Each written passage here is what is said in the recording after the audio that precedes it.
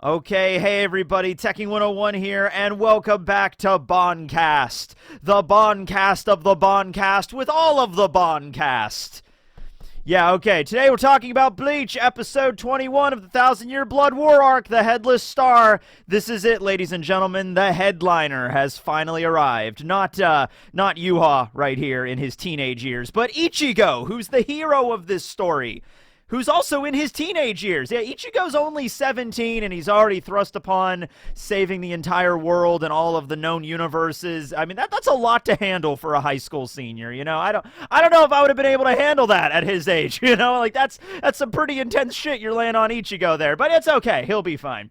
I'm actually really happy with the way they handled Ichigo in the second core, where we got to see him training a little bit in the Soul Palace, because, like, there was a big spot here where we didn't see Ichigo at all during the manga.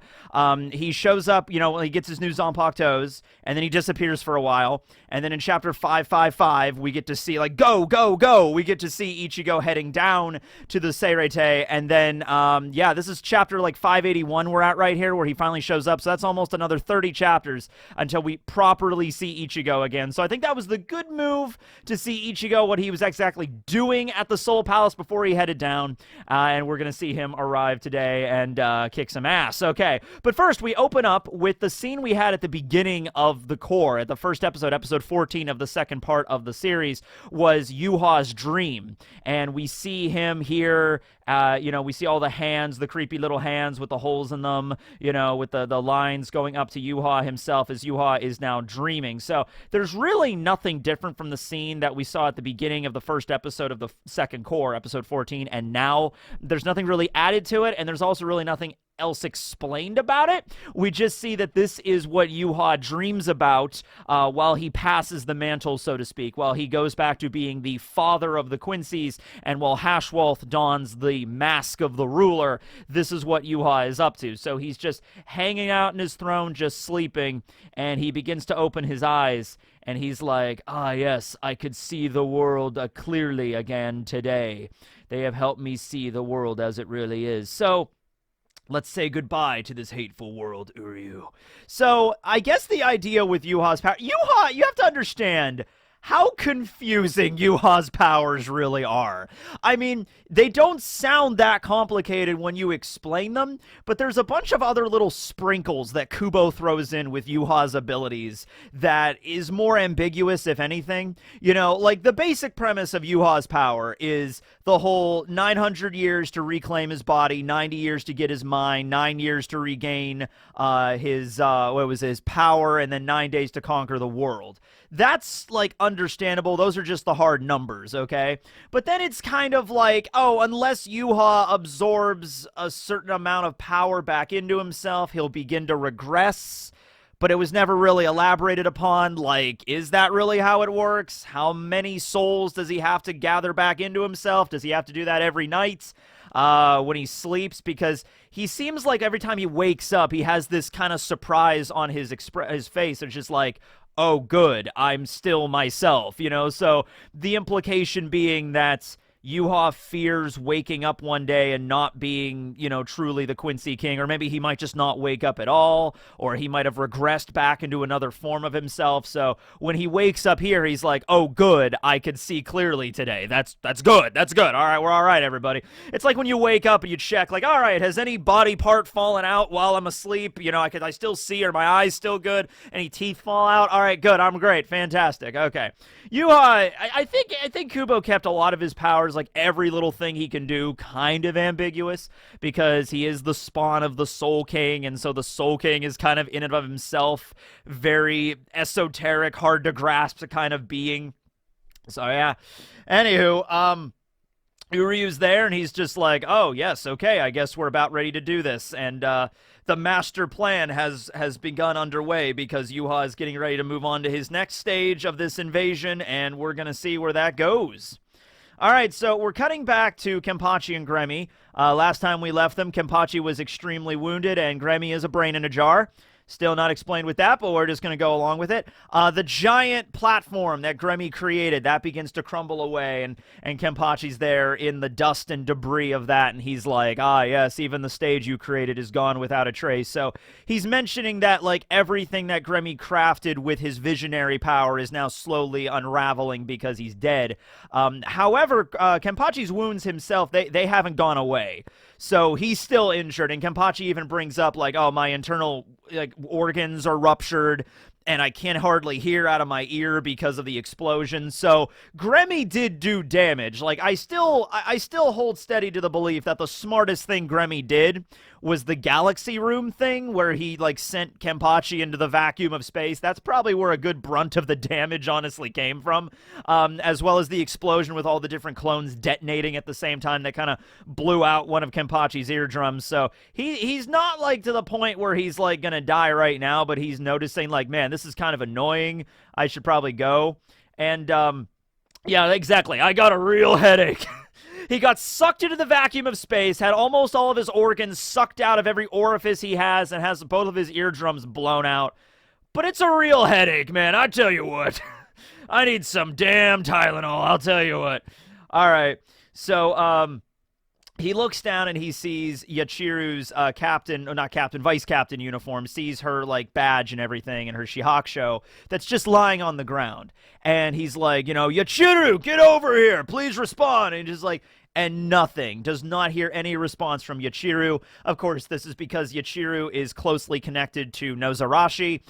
From what Kubo has explained in some questions on Club Outside and stuff, is that Yachiru is not completely the Zanpakuto spirit. It's not as simple as that. Nothing is as simple as that in Bleach. It's not just like Yachiru is the Zanpakuto spirit and that's it. The way Kubo described it is when Kenpachi first heard the voice of Nozarashi after he killed Unohana, the voice was clearly that of an adult woman. All right, it was not Yachiru's voice. And Kubo clarifies that the form that the form that Nozarashi's Bankai takes is that of an adult woman. And Yachiru is sort of like the representation of the Shikai, I guess. He compares it to when Ichigo goes into his inner world before he fights Aizen, and you see Zangetsu there as a much younger Zangetsu, even though it wasn't really Zangetsu, it was the version of his Quincy powers, which also makes things a little bit more confusing.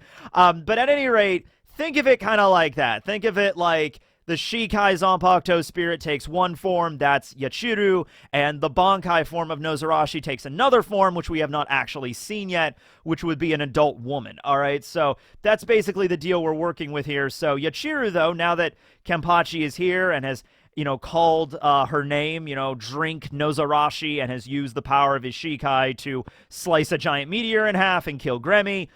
This is where I guess Yachiru decides, like, oh, okay, my work here is done as a vice captain of the Gotei 13. I will now go and rejoin Kenpachi as his Zanpakuto spirit.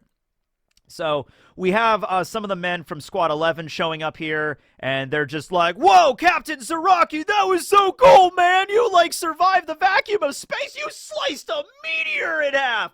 Man, we're happy we joined up with you. I mean, honestly, Squad 11 just seems to give the impression of a bunch of dumb muscle heads that just go around and stabbing things. But, dude, if I was a member of Squad 11 in this instance, I'd be like, woo, Captain Zaraki! Sliced a damn meteor in half. Damn, we'll be talking about this till the end of our days, which is going to be in about 2.6 seconds. Okay, so Kenpachi's like, hey, and I don't care about that. You know, go find Yachiru. Have you guys seen her? It's like, oh, yeah, her? Yeah, I don't know, man. She always runs around crazy. That, you know, the lieutenant. That's, I was like, enough. Go find her. Shut your hole and go find her. That's an order. And all the 11 squad members are like, oh, boobs. All the 11 squad members are like, we would love to, Captain, but we're being stopped by boobs. What are we gonna do? It's like, Kenpachi just turns around and just like, oh my god, I'll slice the boobs in half. I can't. All right. So, the Bambies show up here, and Candace Catnip, Sternritter T, the Thunderbolt, begins to electrocute Kenpachi. Now, there's a couple of things that got omitted from the manga at this point, so before we move forward, I gotta talk about that stuff. Okay, so there is a scene when, actually, there's a scene with Shinji, Momo, and Maurecchio that got cut.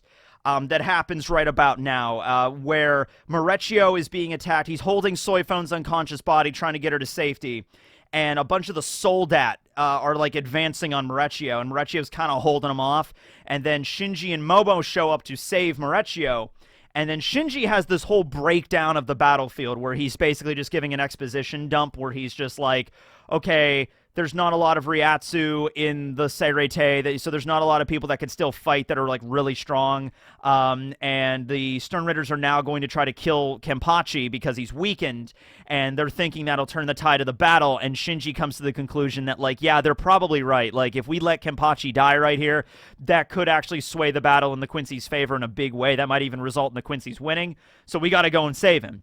And right before they go to do that, Basby shows up and uses Burner Finger 3 on Shinji, Momo, Maurecchio, Soifone, and Burner Finger 3 kind of creates like a wave of lava at them, and he's like on top of a building. I'm like, oh yeah, that's a pretty good assessment, Captain. Well, I guess you just all got to die here then. So he uses Burner Finger 3 and kind of like stalls them out so they can't go and immediately reach Kenpachi, okay? So that's a whole scene that got cut.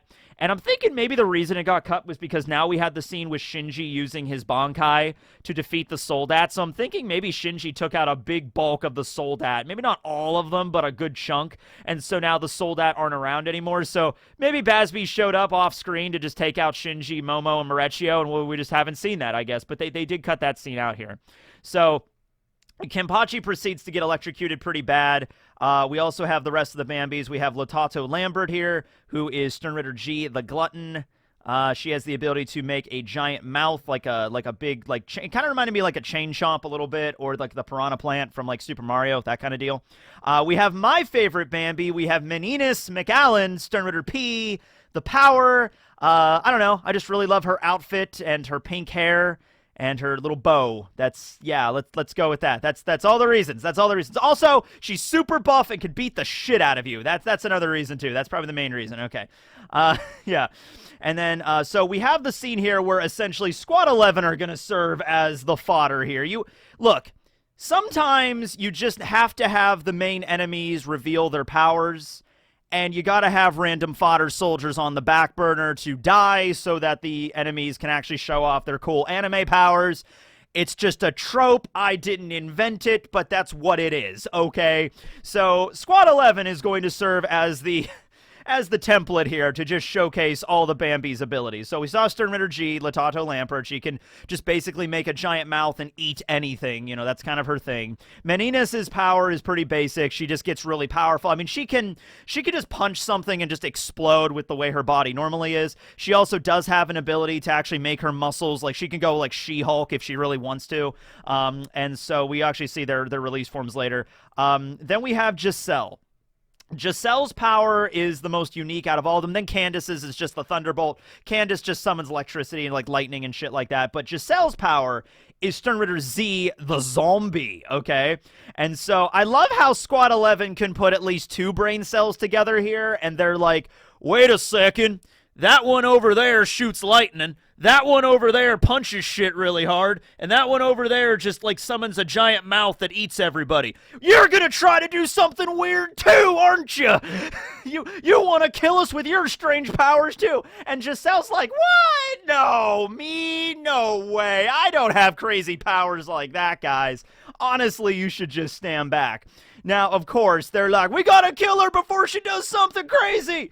So they all charge at Giselle, and she even says, like, even if you killed me, it would do no good. And so, boom, they slash her pretty damn bad. Like, Shinigami Dave, a random member of Squad 11, he just goes right in. He's just like, stand back, guys, I got this! Ah, for Squad 11 and Captain Zaraki! Shah! And, I can imagine Shinigami Dave steps back and he's just like, oh, holy crap, I killed her! I did it! I took out one of the Sternritters, guys! I did it! Good job, Dave! How come I can't move my body? So, Giselle's ability is the zombie, and whenever somebody has their blood splashed on her, they become a zombie to her will, and she just has them all just, you know, off themselves right there. I believe in the manga there's a little bit more of a detail of the actual blood hitting their bodies, and they're like, my whole body's going cold, I can't move, oh my god, what's happening? Oh my god, no! You know, it's kind of like that, okay? So those are all their powers, and we're gonna have them, revealed a little bit longer in the episode. A little bit later on, we'll see their releases and Sklavre and magical girl transformations that weren't in the manga and all that kind of stuff. Okay, hey guys, stop for a moment right here. You see these Shinigami that are stopping to protect Kenpachi, their captain back there. That's actually a really cool scene. But look at the bottom left. Bottom left Shinigami on the screen. The dude with the hair that's like covering one of his eyes. That guy is cool. That guy is the coolest member. I hope he makes it through this. If he doesn't actually die in this episode, I'm going to say he makes it through and he's still alive today. I love that dude. I love the guy with the hairstyle. He has the coolest hairstyle. If Squad 11 ever did best hairstyle contest, which they do, because look at all the different unique hairstyles here. We got mohawks, we got long hair, we got spiky hair, we got bald heads. That guy might shave his head because of Ikaku maybe. But then we got that Sasuke Uchiha looking dude right down on the bottom left. I like that guy right there. He's cool. All right. Hope you survive this, man. All right. So, yeah, I don't think he is actually, because I think this is the scene where she just nukes everybody with her lightning. All right, Candace Catnip, Sternritter T, and then we have all of the Bambis gathered together, except Bambietta, who, keep in mind, they're like the name the Bambis that Kubo gives them is because of Bambietta, and she's currently dead. She was actually turned into a zombie by Giselle, so that's funny. And you could also make the argument that, yeah, Bambietta's ability, the explode, it was strong. Like, you don't want to say, I'm not going to say it's, like, the weakest, but when you look at all of their powers together, you get the impression these four are really good working as a team, at least. I mean, they argue and bicker, but when they need the job done, they can do it. But then Bambi's kind of the outlier. Like, she's the one that thinks that she's the leader, but the others don't really acknowledge her as a leader, and they actually don't even really like to deal with her at all. So the fact that Bambi got defeated by Komamura and got turned into a zombie is honestly kind of like a step up for them, to be straight up. Well, anyway, here they are. Yeah, okay, cool. So, Kenpachi, do you think a single lightning strike to the dome is enough to kill Kenpachi Zaraki? You don't know Kenpachi Zaraki, I'll tell you what. So, yeah, you can electrocute him 2, 3, 4, 5 times, and he's still... Like, this is after his fight with Gremmy, and he's still moving. I mean, like, come on now. One lightning bolt's not going to do it, Candace. You gotta really shove the 1.21 gigawatts if you really want to bring him down, okay? So he goes to attack Candace. She moves out of the way and electrocutes him again. And they all just kind of pummel him. And they mention that, yes, he is a special war power. The special war powers, they're Aizen, Uehara, Ichigo, Kenpachi, and Ichibei Hyosubi. I'll just tell you right now, it's something that gets brought up a lot in the manga and isn't properly finally revealed who all 5 are until, like, Uehara's fight with Askin way at the end, so I'll just bring it up now. Those are the 5 special war powers. So they gotta finish him off now is the basic idea. Why is he able to move so freely after fighting Gremmy? He's a freaking monster. God, this guy's weird. So they just keep pounding into Zaraki, and he is injured. I mean, he was able to get up. Like, if Candace took a hit from that sword, she would have went down, no questions asked. But Kenpachi is pretty wounded already, so a couple more lightning strikes is enough to kind of get him into the crater. And he's like, all right, I guess we took him out now. Everything's good, right? Everybody, hey, Candace, how about you go over there and check to see if he's dead or not? We're going to stand way the back over here, and we're just going to let you take care of the coup de grace. How about that? Okay, they're like a little bit cautious here, all right? I also love the dynamic of the Bambis we get in this episode. So Latato is sort of the tactician of the group. She's always the one that's just like, hey, that's the special war power, Kenpachi Zaraki. Hey, that's Ichigo Kurosaki over there. We should probably be careful when dealing with him. You know, she's the tactician. Candace is the hot-headed one that will be like, she's the vanguard. She'll charge right into just like, lightning bolt, like charge right in with that. Meninas is honestly kind of the apathetic one that's just in the background like, oh, I guess I'll fight, I suppose, I guess. And then Giselle she's kind of in a point where she just likes to screw with everybody around her, where she's just like, oh no, you can't possibly fight me, I'm not the one, okay, I guess. You know, that's Giselle, okay. So Kenpachi is pretty immobilized right now. He's like, I can't move my body. And you can even hear like the sound going out, like Kenpachi really can't hear anything around him, and so the muffled voices of the Bambis as they're like, okay, who's gonna be delivering the finishing blow? What's going on? You know, it is like Kenpachi's like, what's going on here? Is this actually how I die? This is not how I pictured myself. Kenpachi Saraki going out dying. Electrocuted by, you know, some girl with like green hair. That was a lot of ways that Kenpachi was picturing himself dying. That was not one of them. All right. We do have some scenes that they're scaled down in the anime, but we do have a lot more scenes in the manga of Kenpachi's fight being sensed kind of all around the Seirete, and everybody's trying to go help him, but nobody's going to get there in time. And then we have the shot, of course, of Ichigo arriving. So Ruki and Byakuya obviously know immediately what's happening because they know Ichigo's spiritual pressure pretty well. So they look up at the sky. Renji's there as well. And then, boom, you see the giant explosion in the Seki barrier. It's in the shape of like a cool-ass skull, which is, I think, reminiscent of Ichigo's combat pass, pretty much is what Kubo was going for there. And so the barrier is broken, and Ichigo immediately crashes into a building. Now, keep in mind, Ichigo was booking down from the Soul Palace. He was moving like he was breaking barrier after barrier after barrier. He's like, I gotta get there, I gotta get there, I gotta get, oh, whoa, whoa, whoa, boom, and he slams right into one of the buildings. But, dude, I love the way that this is handled in the anime. It adds a whole extra depth to this that I really enjoy. So in the manga when this happens, it is almost instantaneous, where you'll have this scene right here, where the Bambis are looking over at the building that got just crashed into. And they're like, oh, what was that? And then before they can even really finish their sentence, Ichigo appears behind them. Just like this. Except I don't think in the manga, let me just double check, but I don't think in the manga it adds the extra, like, air pressure that occurs when he shows up. So, you know, he shows up here, and he's like, oh, what's that going on? And then it crashed, no way. And then they just turn around, and Ichigo's just there.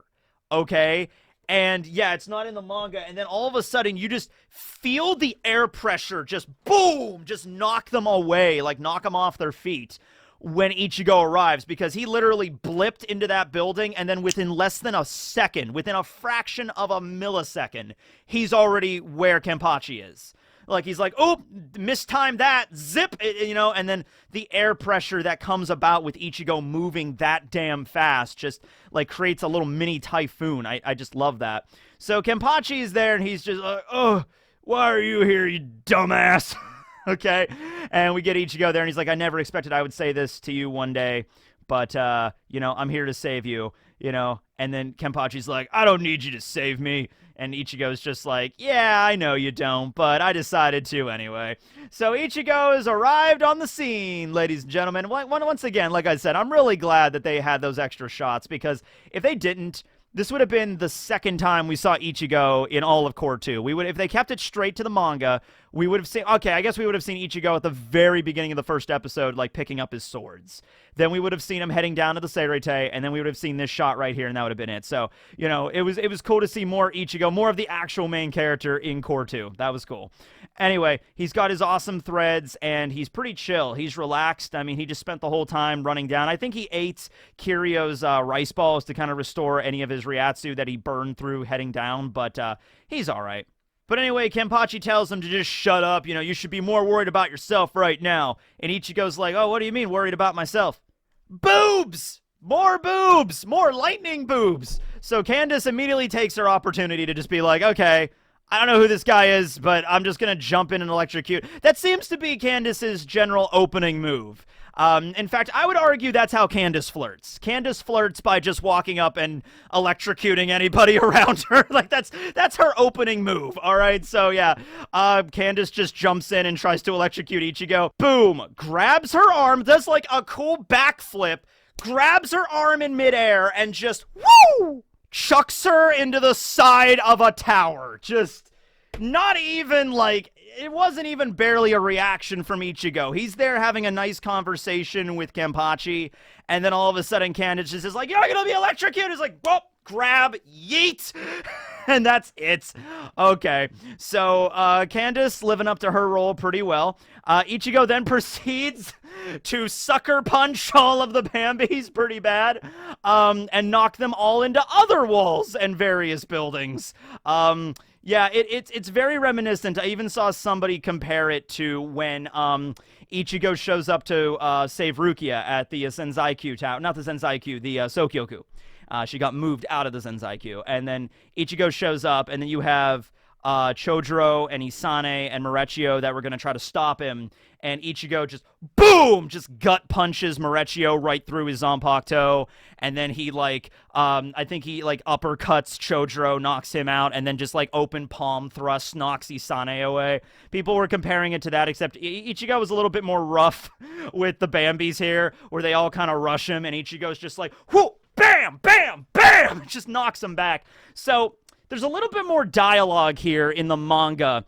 Ichigo actually mentions at one point, like, man, I thought I was going to feel bad, you know, fighting women, but I can tell you're all really strong. So it's okay. That's like Ichigo's line. A lot of that stuff is kind of cut out. There's a lot of banter. There's another piece of banter, like Ichigo's fighting Candace later, and Candace uses 2 swords, and Ichigo's like, oh, you use 2 swords too. Well, I am a dual wielder now as well. And Candace is like, shut up, I use 6, you know? But that's all cut out and removed, which I kind of am okay with because it adds a little bit more seriousness to this. Like, Ichigo knows these are all Quincy's that are just mass exterminating his friends. He's, like, sensing all the Ryatsus, all the lights going out all over the Seirete. I don't know if Ichigo would exactly arrive and then start having some really, like, it's just like, oh, you're dual wielders too. Well, I have 2 swords now as well. It's a pretty interesting story, as a matter of fact. No, I think Ichigo's just going to show up and wreck some shit. I think that's pretty much where Ichigo's at right now. So he knocks all the Bambis away. I love Giselle because, like, she gets hurt. You know, she's the zombie, so she can't really die. Like, there's even a scene later on where her head almost gets completely decapitated and it just heals. We saw that wound that goes all the way down from her shoulder to, like, that sliced her lung, and it heals back up like nothing. So, like, Ichigo punches her so hard, she could get knocked into the wall and, like, her neck could break at, like, a 90-degree angle, but she could just, like, grab it and just, you know, crack it back into place, and she's good. There you go. The most dangerous member of the Special War Powers, Ichigo Kurosaki. And so this is Latato, so she's the one, like, giving the report of everything. So now Candace gets back up, and she's like, Special War Power? Ichigo Kurosaki? I don't give a damn about any of that! He messed up my hair! They kept that part in there. Alright, yeah, that tracks. Look, okay,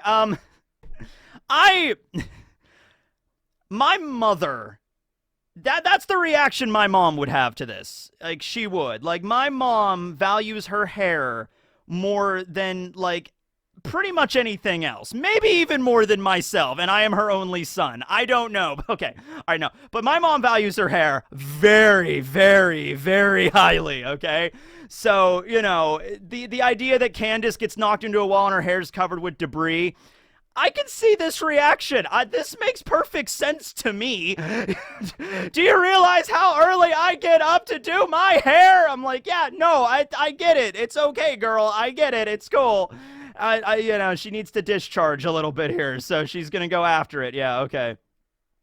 You'll be turned into ashes by 5 gigajoules! So she pulls out her holy bow, all the Bambis. I guess Bambi's not even really, she's not the leader now. I guess if anybody honestly would probably be the leader in terms of, like, tactical, like, planning, it would probably be Latato. But anyway, you know, Candace, they all have, like, little, heart, like purses or whatever attached to their outfits, and they press it, and then that's where their holy bows come out of, and that's actually a really cool effect. So she presses that little side purse that she has, and that little case, and that opens up, and that creates her arrow, her bow and arrow. So she fires a Gigajoule blast at Ichigo. This does nothing except reveal his sick threads. This does nothing but reveal how cool he is. I like to think the outfit Ichigo was wearing, which was, like, melded from, like, the Soul King and, like, Oken and stuff like that, I like to think that outfit was so durable, Ichigo felt nothing. Like Candace is uber pissed off right now. She takes out the bow and arrow. She fires that holy arrow, and it's a powerful one, but it's not like enough to kill him. Latato even mentions like 1 or 2 like arrows is not going to be enough to kill Ichigo Kurosaki, or you a dumbass, Candace. You know, it's not going to be enough to kill him. But I like to think it hits the outfit. And Ichigo didn't even feel it. It just knocked off the outfit, or maybe it didn't even destroy the outfit. Maybe Ichigo just took off the outfit. Like, I should probably not wear that down, because that thing was made out of, like, the hair and bones of the Zero Squad. That thing was an oaken. I don't think a single blast from Candace's arrow would be enough to destroy that thing. So maybe Ichigo just took it off and just set it on the ground for right now. But anyway, this is Ichigo's main outfit. We're going to be seeing the rest of the entire arc, and I like it. I'm a sucker for, you know, exaggerated one shoulder pad, and, like, as soon as Goku showed back up from Yardrat in Dragon Ball Z at the beginning of the Android saga, and he had that outfit with like just the one shoulder pad, I'm like, I like that. It's so impractical, but I don't care. So if every time I see an anime character with a single shoulder pad, I'm like, yep, that's peak design right there. That's peak design. We see Ichigo's both of his Zanpakuto Zangetsus on his back, and, you know, as a sidearm there for his like large like trench knife kind of thing, Bowie knife thing he's got. So each of the Bambis now in turn summon their own bows and arrows and begin to attack Ichigo. That was Giselle. That's Meninus's. Hers is like her belt buckle. So they each have different designs catered to their own personality. So Latato's is shaped like a bear trap, you know, like with like the jagged teeth, because she's the glutton. Meninus's has a bunch of hearts, which I don't know has anything to do with the power, but she just really likes the heart aesthetic. Obviously Candace's is shaped like a lightning bolt, like a cartoon lightning bolt. And Giselle's has like bones and like skulls on it because she's the zombie. So that's all pretty neat. So they all begin to fire at Ichigo, but Ichigo's so good he could just dodge and like block everything. Like, it does no damage to him. Meanwhile, Yhwach is observing the battlefield, and he's like, it is time to go. And then we have Askin, Sternritter D, the death dealing from below, and he's kind of looking up at the tower, and he kind of knows what's happening next. So I guess all of the Quincy's were told about, or at least all the Sternritters were told about the plan, like eventually we're going to invade the Soul Palace, but Yhwach didn't really tell them how many were going to be coming with him. So Askin's kind of down there, and he's just like, I wonder, you know, am I going to be the only one that's going to be promoted from below? So I think Askin is aware he's going to be promoted because of his power, the death dealing, but I don't think he thinks anybody else is going to be promoted. And he's right. The only other ones that go are the already members of the Royal Guard, which are Gerard, Pernita, and Lilia. And so Askin's the only like former lower level Sternritter that's promoted to the Royal Guard. And he just says, yeah, I wonder if I will have the honor to be chosen. So we cut back to Ichigo, and here are the Bambis, and they're like, I'm surprised we're on the same page today. This guy is really tough. He's a pain in the ass. I don't know how we're going to deal with him. So they're not really going into the release forms yet. You can tell they kind of don't want to. They're just like, it even Candace even says, because Candace is going to go into her release form in a second, and the other Bambis are just like, oh my god, going into a release form? That's so tacky. It's so draining. Oh, and there's also this scene that I missed, and I wanted to talk about that because it's hilarious. It was funny in the manga. So Ichigo, like, you know, he's dodging all the arrows, he's grabbing all of the Bambis and, like, tossing them away. And so Candace hits the ground first, and then Meninus just, boop, just lands right on top of her with her... Yes, and then Latato's next, and just like steps right on Candace's face, and then Giselle is after that. And it's like, you guys are doing this shit on purpose! It's like, okay, that was pretty funny. I like that. So yeah, they're all like, okay, we can't, he's blocked so many shots, that's not gonna work. And then Candace arrives in her holy form, and she's like, okay, I'm ready to go. Let's go fight. He wants to do this. We're going to go into our release form, girls. Come on. And then all of the Bambis are just like, no, that's too exhausting. We're not doing that. Now, there is an added scene in the manga where Candace says, hey, I'm going to be the one to go take down Ichigo Kurosaki, and His Majesty Yhwach is going to give me anything I want. And so she charges off to go fight Ichigo, like, directly, one-on-one. And the rest of the Bambis, you have a scene where they all kind of think about what they would want, like they're like motivated now to go fight.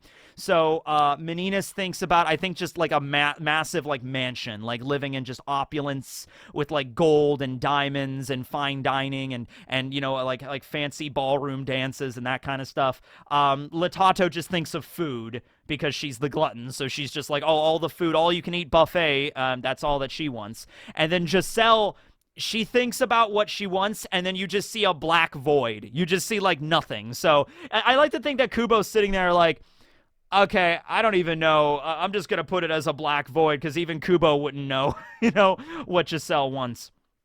So, okay, so Candace goes to charge at Ichigo here. This is where we had the line originally of like, oh, you're a dual wielder? Just like me. And Candace is like, screw you, I use 6. Because she has the 2 swords she wields in her hand, and then her wings, like so she has 4 wings, are also part of her attack. So she can use those to stab too. And so those are the 6 swords. But we don't get that line in the anime here. So we get boobs, and then this is the added scene. All right, so Ichigo just kind of tosses Candace again into a wall, and the other Bambis are like, all right, even the holy form can't get rid of him. All right, well, okay, it's a pain in the ass to do this, but all right, let's go. Let's all fight. That's another example of like the other Bambis will listen to Latato over Bambietta or Candace. You know, because when, like, Candace suggested, let's all go into our holy forms, they're like, no. And then Latato's like, all right, I guess we have to go into our holy forms. And they're like, okay, let's do it. All right, so this is a scene that is added in the anime, and I love it. And I believe this is the added scene that, you know, Kubo mentioned, like, I want to see an extra thing with the Bambis. It also helps to explain a big thing that I've always been confused by, was why do some of the Sternritter's holy forms have more detail than others? A good example of this is why when Asnote goes into his Vollst&auml, it's like he gets all shriveled up and he has like the weird emaciated face and the teeth and the scars and he's just like, Tartar for us, you know. But then other, like you saw Candace's holy form just now, all she gets is a halo and some wings and that's it. Like that's not really all that interesting, you know. And we see other ones later on where they actually change their bodies around, like Lilia's holy form is a big example of that. But we actually get an explanation on how it works, and I like that. Okay, so they begin what only I can describe as there's no choice, let's go. They get a magical girl transformation sequence, which I could totally see happening in the manga. I think Kubo maybe just didn't have enough of the time to work this in, but now you see the Bambis having a magical girl transformation sequence into their holy forms, powered up with Sclavere. I think this works. It's not jarring or anything. Given the Bambi's personalities, I think this works. So you just have Giselle here being like, hi, Sclavere. And it's just like, all right, I'm okay with this. Let's see where this goes. So they're all activating, they're all going into Sclavere. So they're not just using their holy forms. They're using their holy forms powered up by Sclavere. Because in the manga, we see what their individual holy forms are like. And they're just like Candace's. They get the cool wings and a halo, and that's it. So Giselle will get wings that are like bony wings because, you know, she has the zombie. And Meninas has wings in the shape of hearts, and that's it. But now when they go into their holy forms and use Sclavere, they get extra stuff added to them. So here they are. They activate their powers individually, and we get their different forms. So Latato's is Hunger of God, and so she gets her, you know, her wings that are like jagged, like bear trap teeth kind of wings, but she also has like these gauntlets on her arms and on wrists and on her ankles that she can also use to like attack with, that we're going to see in a moment here.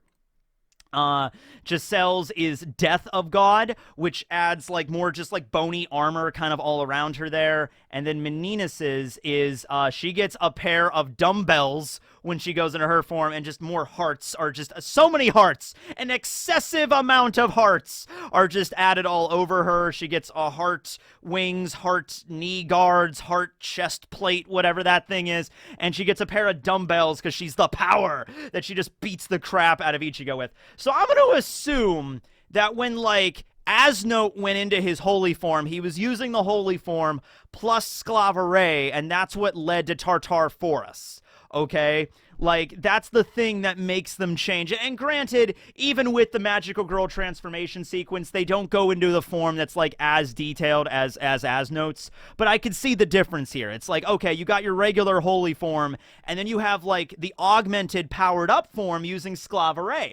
And I like that because Sclavere was only used one time named in the manga, and that was by Killhei, and that was it. That was all we got. And now at least, okay, the Bambis are using Sclavere to absorb the Reiatsu around them in the buildings to power themselves up. That makes sense. I'm assuming other Quincy's used it too. We just, maybe Asnote used it. Maste Masculine probably used it. They didn't just say they didn't have Maste Masculine, unfortunately, did not have a Magical Girl transformation sequence. Well, okay.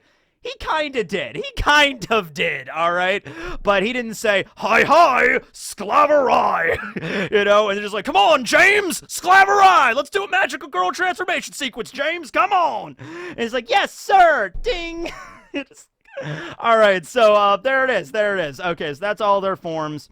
And they are going to begin to fight Ichigo. Meninas opens things up using Dumbbell Dusta. And so, okay. The subtitles here are a little off, all right? And we're going to get to one in a second. But, so her ability is, in Japanese, she's saying, like, dumbbell dusta. So she's, like, dusting, like, you know, like knuckle dusters, except they are with, like, dumbbells.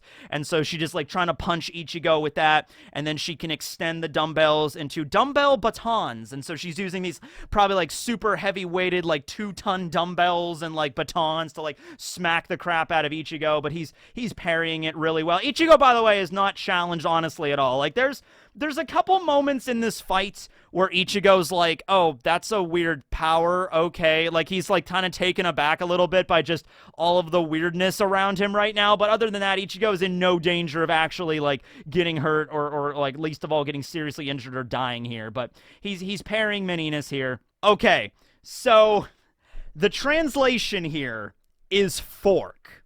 But that's not right, because when she uses this technique, she takes one of those, like, jagged, like, wristlets, and she fires it at Ichigo, and whatever it hits just gets eaten. So it hits one of the buildings, and one of the buildings just gets, like, oof, like somebody just took a big chomp out of it. She calls that ability, in Japanese, the way she says it is, like, sporku. So I don't think the translation should be fork. I think it should be spork, all right? And then she has another move where she takes her other wristlet and she kind of swings it like a whip that has like the serrated edges on the side of it. And she doesn't call it knife. She calls it knife or spife or something like that. So no. I think these subtitles are off. I don't think it should be fork and knife. I understand where they're going with that because fork and knife. But no, it's spork and spife. It's spoon fork and spoon knife. I know a spoon knife is not a real piece of like cutlery, but I don't care. Spoon knife. Yes, I love stupid portmanteaus. I will die on this hill, ladies and gentlemen. Her ability is spoon knife, okay?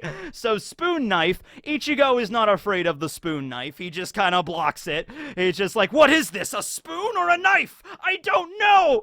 Their powers are truly crazy. And then we get to Giselle's ability where Meninas's makes sense. Meninas just has these two dumbbells that she smacks people with. Latato has the power of the glutton, so her techniques all involve around her, like using various cutlery and like stabbing and chomping and like destroying things.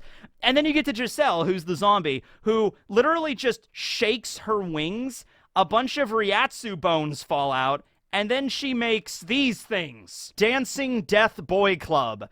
So she makes a bunch of, like, CG skeletons, like cartoon skeletons, which, by the way, make a Hanna-Barbera sound effect. Like, I don't even know how to describe it. You know that, like, you know, the, like, something out of, like, the Flintstones or something, like, when a character's, like, running really fast, like, I can't do it. I literally cannot make it the sound with my mouth. But it's a Hanna-Barbera cartoon sound effect is what they used for them, which was a little jarring, I have to be honest with you. But anyway, Ichigo fights these things and just, like, cuts them all up because they're just made of bones. Yo! But then the bones kind of, like, form around Ichigo and, like, like grab him and like lock him into place, and Ichigo's like, okay, what's going on here? And then Giselle is just like, oh, yay, let's do it. And then she's like trying to like attack him with her skulls. And then at the same time, Latato sets up this massive bear trap thing called Golden Clamp. And then she's like, oh, okay, I'm just gonna, you know, just like chomp you in half. Okay, so that comes up. And Ichigo, this is the funniest scene in the whole damn episode. This is the funniest one. So this giant bear trap goes to close on Giselle and Ichigo. Ichigo blocks it using his foot and his sword. And just like, okay, that's not going to happen. Giselle's behind Ichigo like, oh, thank God, I'm saved. Good. That almost hit me too. But then at that exact same moment, Meninas comes crashing down with dumbbell Dusta, and she has like this giant, like, there's a name for it, but I forget what it's called. Semicircular dumbbell. Let's just go with that. It's that thing that like Chiruchi Sunderwich used against Uryu, like the giant kind of like axe blade thing. It's also kind of the thing that like Ryumon Hosoki Maru is. Well, anyway, she comes down with that thing. Ichigo moves out of the way, and then Giselle did you see it? Giselle just like, ah! And so she doesn't die. She's not dead. But yeah, she does get like clamped by the thing. And then Meninas then, because Ichigo moved, they all kind of crash into it. And then they all end up getting knocked away. And then they all fall into Candace. And then Candace just knocks them out of the way here. And then Candace is up there like, okay, you guys had your turn. I'm the one that's going to deal with him now, all right? I'm the one that initially started this. I'm the one that's finishing it, damn it. Okay, so boobs, Candace, yeah, so she, okay, anyway, she activates her Sclavere now, and by the way, there's a theme that's playing here that's really good, okay? It's an OST I haven't heard yet, and it's just really powerful. It's really good. It's just really this dramatic scene. Ichigo, the entire time this is going on, is just looking at Candace. He's not making any, like, Spider-Man-esque quips or anything like that. He's not, like, cracking wise or smiling or anything. He's just looking right at Candace, like, staring her down. Like, okay, what do you got? What crazy, stupid thing are you gonna do next? Candace activates her Sclavere, her holy slave ability. She absorbs the power into herself. She takes the form. Ichigo is still just looking right at her, just like, okay, yeah, I've just seen this 3 other times, so are you going to do something different, or, you know, what's going on here? Ichigo is unimpressed. So this is her form. Galvano is not the correct translation of this. This version it starts with a B. It just means thunder of God. That's her form. So she takes this form, and she's about to attack Ichigo with her electrocution. Now, in the manga, it literally goes like her and Ichigo are clashing a little bit, and then she immediately jumps to electrocution. So that's the scene in the manga. Like, all that magical girl transformation stuff, that doesn't happen in the manga. It just cuts immediately, and she doesn't go into her Sclavere form. It's just her release form, and she attacks, and that's pretty much it. But now she's going to use her form, electrocution, her ultimate technique. And like I said, the theme while this is going on is just really ramping up. It's like a really high intense, just like, I hate that expression you're making at me. See if you can make it after this. Electrocution!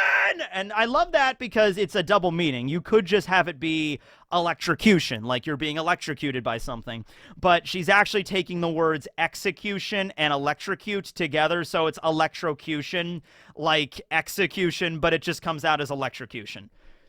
You with me? Okay. So this is where we finally get a new technique from Ichigo. Oh, by the way, he did use a Getsuga Tensho earlier against Candace. He kind of just moves his sword like, zoop, and then kind of like negated the attack using Getsuga. But here we see him using a new technique. So he takes his smaller of his 2 swords, makes a line of Ryatsu in the air, and then he takes his other sword, the longer one, and then brings it down vertically, creating a cross attack called Getsuga Jujisho! And it just, boom, launches a cross, which is just, it's just 2 Getsugas layered on top of each other. That's all it really is. But hey, you know what? We meme so much about Ichigo not having original techniques, not getting new moves. So I'll take it. Just 2 Getsugas on top of each other. I'll go with that, Ichigo. You rock on, man. All right. So that ability cuts right through Candace's electricity, her lightning bolt. And Candace is like, I could survive this. And Ichigo's like, no, you can't. Please move. So he does kind of show a little bit of concern there. We see Giselle there with her neck wound. She's slowly healing, so she'll be fine. And then Candace loses an arm. In typical Bleach fashion, everybody usually ends up losing an arm at some point. She looks pretty unscathed considering, you know, she lost just an arm. Every other part of her body's perfectly fine. Didn't even singe her clothing. Anyway, Giselle, she's like, oh, hey, Giselle, you know, Gigi, heal me. And Giselle thinks that means, oh, you want me to turn you into a zombie? Yes! And then she's like, no zombies!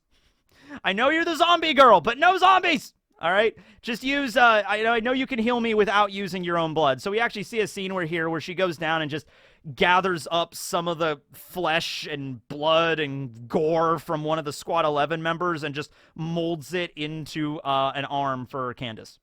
So... yeah, that's an ability that she has. I don't know if that's ever really shown again in the manga, that she can just take the flesh from corpses and just make limbs out of it, or like heal mortal injuries. I mean, that's kind of a cool ability. I just don't think she ever uses it again, but, you know, she has that.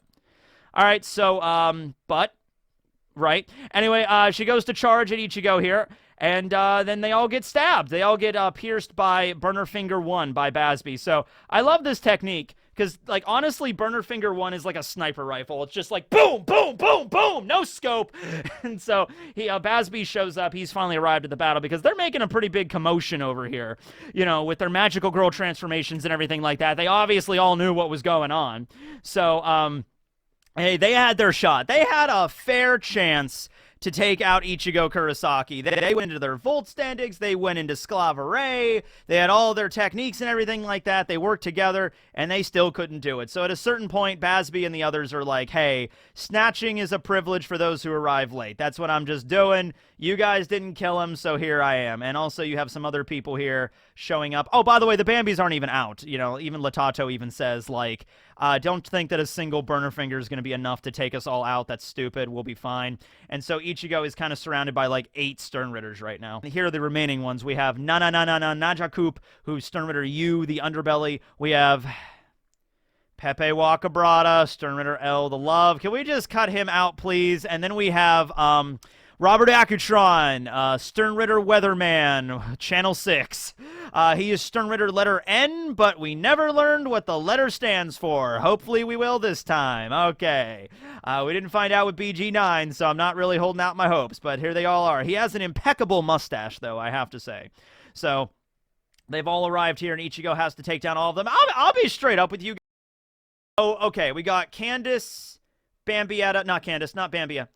So, I'll be honest with you guys. So, we got Candace, Giselle, Latato, Meninas, Robert Akutron, Pepe Wakabrata, Basby. Yeah, that's 8. We got 8 Sternritters. I honestly think now Ichigo's going to get some help here, but honestly, I think Ichigo could have probably dealt with all of them by himself. He fought against 4 of them, the Bambis, and did not even break a sweat. He did not go into his Bankai. He did not have to use his hollow form. It really looked like he did not honestly care much about that fight. He honestly looked bored throughout the entire thing, okay? So if he's fighting, and he's like 4 of the Bambis essentially at once, and that's not even enough to make him interested, then adding an extra 4 Sternritters, like probably the ones that would give him the biggest problem would probably be... I feel like he could figure out a way to avoid Pepe's technique. Pepe's power is to, like, shoot a love beam at somebody. No shit, it's an actual love beam. And then anybody it hits will fall in love with him and just do whatever he says. I feel like Ichigo would be fast enough to avoid that. We don't know Robert Akutron's ability other than the fact he has guns and he shoots things. Now, Nanana's power did actually stall out Aizen for, like, 5 minutes. Granted, Aizen was in a hole. Granted, Aizen was in the chair and was all bolted up and locked up with the Ryatsu restraints, but Nanana's power was still able to, like knock out Aizen for, like, 5 minutes. So, Basby's also really powerful when he goes into his release form and he uses burning full fingers and everything like that, but honestly, I would say the biggest threat to Ichigo here would be Basby and Nanana with maybe Pepe. But I feel like even if Ichigo got hit by that technique, I feel like it wouldn't work on him. I just have some feeling like maybe the clothing he's wearing would protect him, because Byakuya gets hit by it at one point as well, and I think he's wearing the outfit that protects him, because there was really no explanation. I think Byakuya gets hit with it 100%, like right dead center, and it just doesn't work on him. It worked on Senbon Sakura, but it didn't work on him. So I feel like it might be because of the clothing he was wearing, and Ichigo's wearing the same stuff. So, yeah. All right. Well, Ichigo's not going to have to worry about that because, like, a little cutscene happens. Like, you know how it's like, we're getting ready for the battle, and then a cutscene occurs, and it's like, oh, no. So a giant pillar of Ryatsu light just shoots up from the tower, and all the Sternritters are like, oh, Bazby's like, oh, I guess it is starting. And so now we see Yhwach basically announcing to Ichigo, ah, thank you, Ichigo Kurosaki. You're the one who guided us toward the light. I am now able to attack the Soul King's palace. I think they slimmed down Yhwach's speech a little bit here in the manga. He goes more and more into detail. He's the one that explains the whole thing with 72 barriers, Ichigo's clothing. I think Mayuri is the one that does it here, because why would Yhwach stop out of nowhere to give an explanation on how, you know, his plan is working when he could just go? So yeah, he's about to just go. So we do cut back to Squad 12 here. And Mayuri is the one that explains, not to Ichigo, but just anybody around him, like Urahara, like, okay, the Soul Palace, there's 72 layers of barriers, and the outfit Ichigo's wearing is most likely an Oken, which would have been made from Squad Zero's bones and hair. So he was able to go through all of those 72 layers, breaking every one. And however, it would take 6,000 seconds, or a little over an hour. I think 6,000 seconds is around an hour and a half or something like that, for the barriers that Ichigo broke through to properly, like, you know, close back up on their own. And that leaves, like, easily over an hour window for anybody to just go to the Soul Palace. Now, the Zero Squad is aware of this. I don't think they're so stupid as they don't realize that what they're doing is going to open up a hole. So they know what's happening here. So they're getting kind of prepared for this. But Yhwach's going to take this opportunity to attack. So, yeah, we also have an extra scene where we see Shunsui, Nanao, and Okakiba, I think his name is. And Shunsui even mentions, like, as I expected, I always felt like the Soul King was the initial target for the Sternritters and Yhwach. I always kind of suspected, but I didn't really want to believe it. We also have a very brief scene here with Aizen. And it's great that they're including him, because he is going to show back up pretty soon. And maybe they just wanted everybody to remember, like, oh, remember, Aizen is still in the prison. Just keep in mind, he doesn't say anything, he doesn't do anything. He's just kind of there, all bound up with his eyes and his mouth and everything. So he's there, but it's like, oh, the Soul King. Maybe it's because, like, that was Aizen's whole plan, and Yhwach's the one achieving it, and he's the one that's not. So remember Aizen. We also have a scene where there's like, oh, what are the Zero Squad thinking at a time like this? And we see Ichibei there, and he's just like, yup, I knew this was going to happen. I was ready for this. So now Ichigo begins to head directly to the Pillar of Light. Like, he's ignoring all the Sternritters he's surrounded by right now. He's like, no, I'm going right to there. Because Uryu's there, Yhwach's there. I got to go deal with this. Actually, I don't know if he knows Uryu's there yet, but he knows Yhwach's there. So Meninas tries to punch him and knock him away. There's even an extra scene with Robert Akutron here where Robert's like, ah, yes, you were able to take a hit directly from Miss Meninas unscathed. Quite impressive. So, because Meninas is the power. So, yeah, they all try to attack Ichigo, but then Renji shows up with Zabimaru. And we see Nanana's holy form a little bit there. We saw Greenmanwell, which is Walk of God, which is Robert Aquatron's, and Bazby's is just the little pillars of, like, light little boosters. And I think this is the first time we're seeing Nanana's, and his is, like, circular. So that's kind of neat. So Renji shows up, and he's just like, I'm gonna, you shall not pass kind of deal. And he's like, Ichigo, go fight and go deal with Yhwach. That's your job. You're the main character. You got to fight against the final villain, Ichigo. That's what you do. Yeah, here they are. So we got Rukia, Renji, Shuhei, Byakuya, Ikkaku, and Yumachika arriving on the scene, and they're going to deal with all the Sternritters. And I kind of hope maybe their fights are kind of expanded upon a little bit. I know, like, Candace goes to fight against Byakuya. Her stuff is completely off-screen. Byakuya just, knocks her out off-screen. Maybe we'll see some stuff with Shuhei, Ikkaku, Yumachika. Ikkaku and Yumachika kind of go deal with Giselle. Yeah, Renji goes and fights Bazby. I just want to see those individual fights maybe expanded on a little bit, because there is some good stuff there that maybe can be elaborated on a little bit more. Okay, so We have Hashwolf and Uryu there. Yhwach even has a line of like, hey, you know, you're going to be saying goodbye to Ichigo. Are you okay with this? Hashwolf's going to go stop him, but Uryu steps up. And because Uryu really has to like let it be known that he's on Yhwach's side, that he's actually properly went over to the side of the Quincy's of the Lichtreich, or the Vandenreich, I guess, at this point. So Hashwolf is about to do something, but Uryu's like, no, I got this. So he walks over, he pulls out his bow, and he looks down at Ichigo, and he's just like, Uryu, why are you doing this? And he's just like, go home, Kurosaki. What are you talking about, Ishida? Go home. I am evil now. I am evil, Uryu Ishida, right, Yhwach? Yes. I am evil! Once again, the twist with Uryu is he's actually a double agent, guys. He's not really evil. He joined so he could take them out from the inside. That was a reveal that happened in the manga, and I'm like, yeah, no shit, Sherlock. There's no way. Yeah, I believe Uryu just turned evil all of a sudden with no, like, well, okay, they do give him a little bit more of a reason in the anime. They gave him more with reading the journal of Soken and everything like that. They gave him a little bit more to work off of. But did anybody think that Uryu actually turned evil here? He's like, no, I'm just going to discard everything and just work with Yhwach now. No, he's a double agent. Now, also, it's so obvious he's a double agent. I think Hashwolf and Yhwach also both know he's a double agent. Yhwach just doesn't care, because it's like part of it's like, all according to plan, because, you know, he can see the future and shit. So it's like, yeah, I know you're clearly not working on our side, but, you're here, so might as well, right? You can, for the small amount of time you're here, you can be useful to me, so that's how it works. Anyway. So, Uryu begins to fire leaked Reagan at Ichigo. It's like a volley of like 1,000 arrows directly at one target.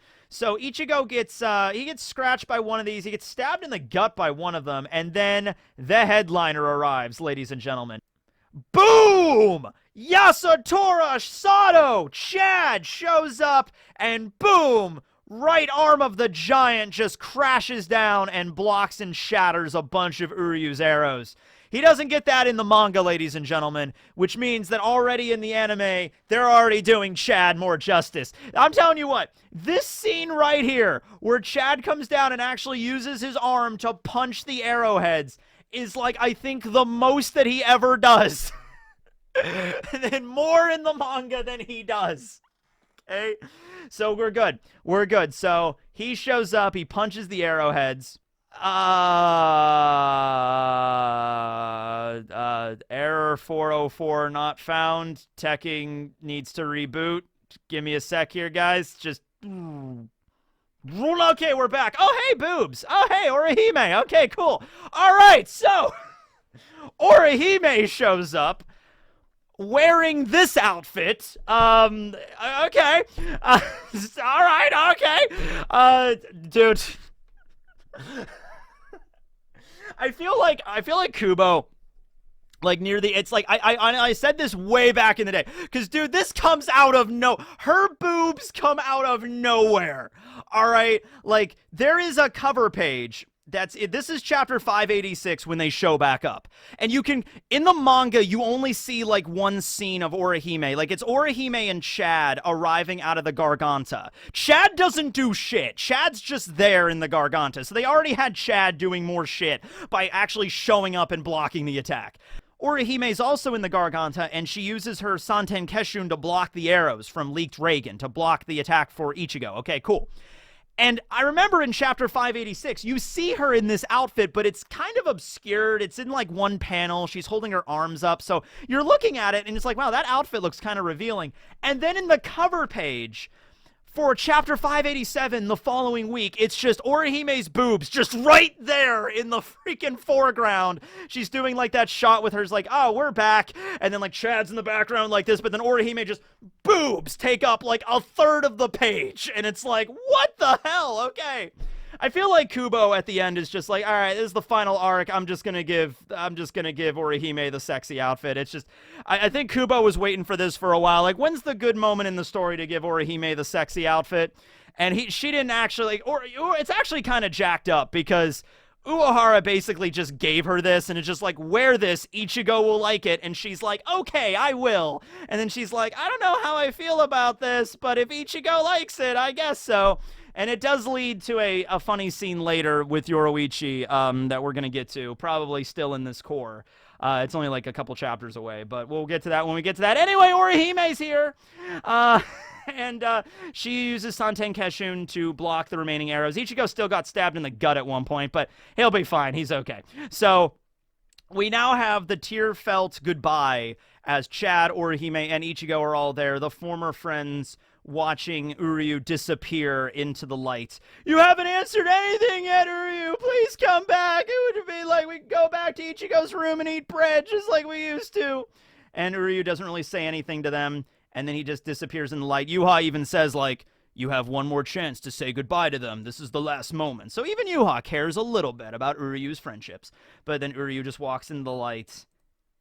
They disappear into the sky as they head up to the Soul Palace. The episode actually ends very abruptly. This is actually a scene that happens, like, because at the end of 586, Ichigo... Hold on. I'm getting a scene here, really. Let me queue up a scene really quick in the manga. So we have Orihime and Chad showing up. And then at the end of 586 is Uryu beginning. He turns around and walks into the light. And then that's how 586... Oh, no. It does... Last panel does have them disappear in the sky. Last panel disappears into the sky. And then there's the freaking cover page. Look at that. You know, and just... and then the next one, they continue back up to the sky. So it ends at 586. It does end at right at the tail end of 586. Okay. But then just it cuts out and then ends credits, and that's all. So yeah, that's the end of episode 21, man. That was wild. They packed a lot of stuff into that one. You know, the stuff with the Bambis and the added scene with their magical girl transformations, that was pretty cool to see. More action from them. And then the remainder of the episode, I love that. I can't tell you how much I love the fact they just had Chad do something. They had Chad actually, honest to God, do something. And there you go. And also, there were a lot of boobs. So, at the end of the day, this is the perfect episode. All right, so thanks, guys, for watching. This will be episode 21 of BAN-KAST. This is Techie101 signing out. Next week, moving on, and we're going to see what's going to happen here. I don't know if the next episodes... I know it's just like with Core 1, they're going to have 2 episodes as the finale, like a 2-parter. I don't know if that's next week or not, or if it's a couple more episodes until the actual finale. I feel like there's... Because they still have to do the March Out the Zombies stuff. And then I guess the perfect way to end it would be right before the fight with the Zero Squad. Like right as Yhwach's arriving at the Soul Palace would probably be a good way to end it. There's still a couple stuff in the 590s, the remainder of the 580s and 590s that we haven't gotten to yet. So we'll see where it goes. Anyway, thanks for watching, everybody. Remember to follow on Spotify. I believe I'm on Google Play, Google Music, or whatever it's called. All that, wherever I'm at. Wherever the links down below point you, that's where I'm at. That's the video. See ya, everybody.